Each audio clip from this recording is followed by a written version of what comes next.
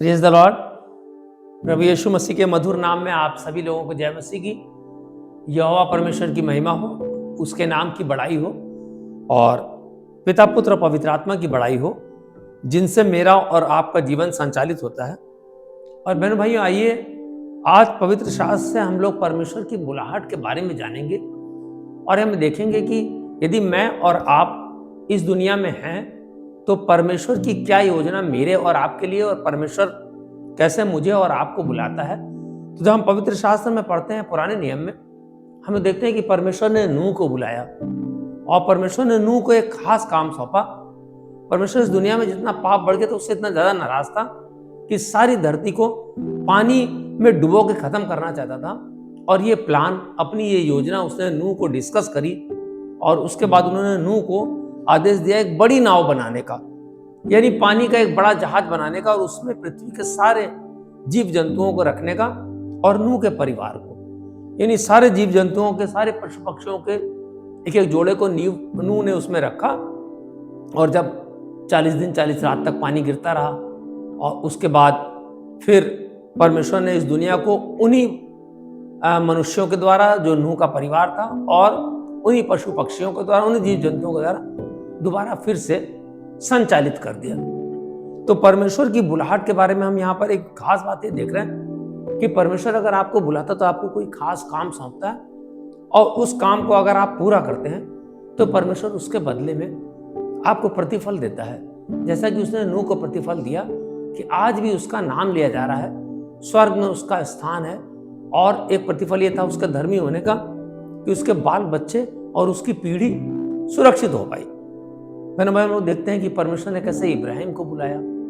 परमेश्वर ने इब्राहिम से कहा कि इस देश को छोड़कर जहां मैं तुझे भेजता हूं वहां चला जा और वहां मैं तुझे आशीष दूंगा। जिस धरती पर तू पांव रखेगा वो तेरी हो जाएगी। परमेश्वर ने अपनी आज्ञा मानने के प्रतिफल के रूप में इब्राहिम को यह आशीष दी और कहा तेरी संतान बालू के किनकों के समान होगी और तारागणों के समान होगी कि कोई उसको गिन नहीं सकेगा।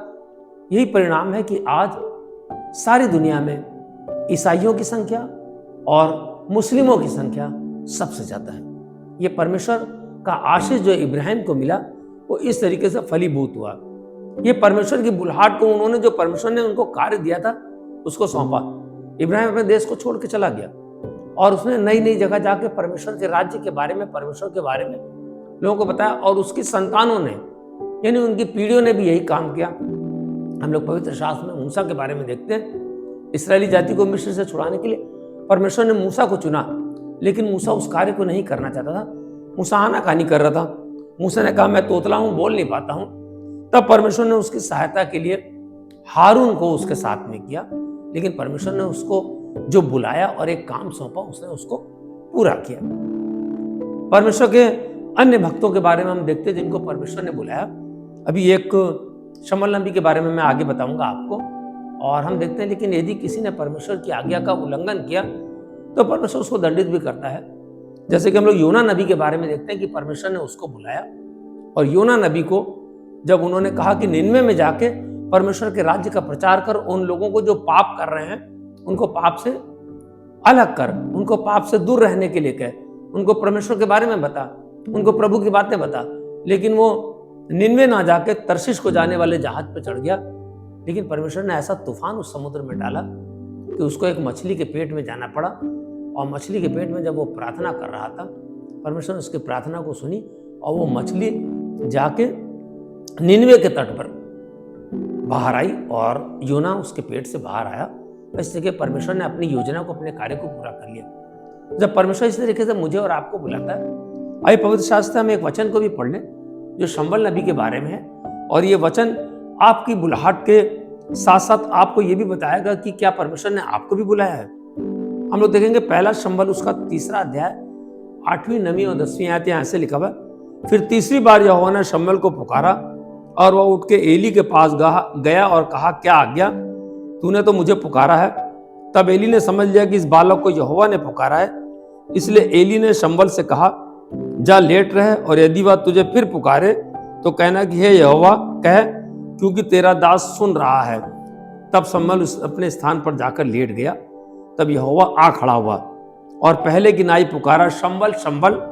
शंबल ने कहा शंबल ने कहा कह क्योंकि तेरा दास सुन रहा है। यानी जब शंबल ने परमेश्वर की आवाज को पहचान लिया, जब 3 बार जब परमेश्वर ने उसको पुकारा, उसने समझा कि उस आराधनालय का जो याजक एली है वो उसे पुकार रहा है। उसने 3 बार जाकर एली से पूछा, क्या तूने मुझे पुकारा? एली जान गया इसको परमेश्वर ने पुकारा है। और जब परमेश्वर ने अगली बार उसको पुकारा तो उसने कहा कह क्योंकि तेरा दास सुन रहा है। यानी उसने परमेश्वर की आज्ञा का पालन करा और परमेश्वर ने उसको बहुत बड़ा नबी बनाया। इतना बड़ा नबी बनाया कि वो राजाओं का अभिषेक करता था। उसने दाऊद का अभिषेक किया, उसने तमाम राजाओं का अभिषेक किया, उसने शाऊल का अभिषेक किया।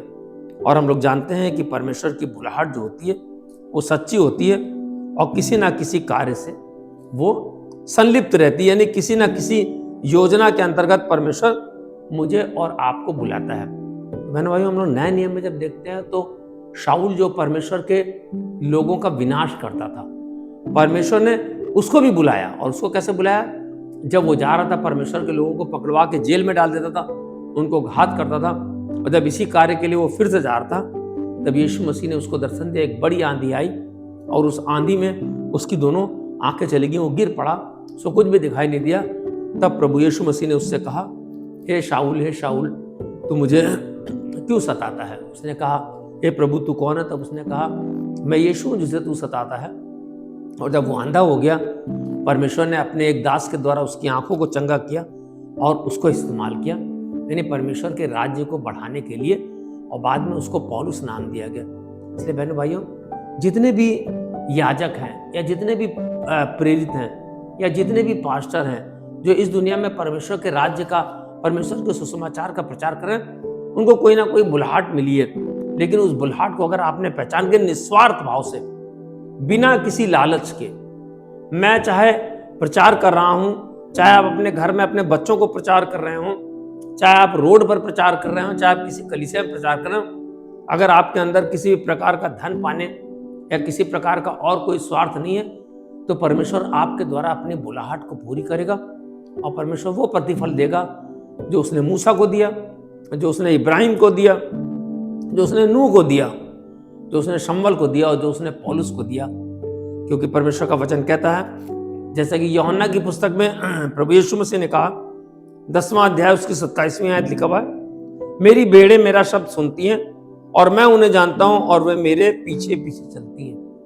यानी अगर हम सच्चे मन से परमेश्वर की बुलाहट को जान रहे हैं तो हम प्रभु यीशु मसीह के पीछे इस वचन के द्वारा चलते हैं। हो सकता है आपको भी परमेश्वर ने बुलाया हो, चुन लिया हो अपने कार्य के लिए। तो इस कार्य को परमेश्वर ने जब आपको सौंपा है, उस कार्य को पूरा करें, परमेश्वर की बुलाहट को पहचाने और आशीष के पात्र बने। जय मसीह की।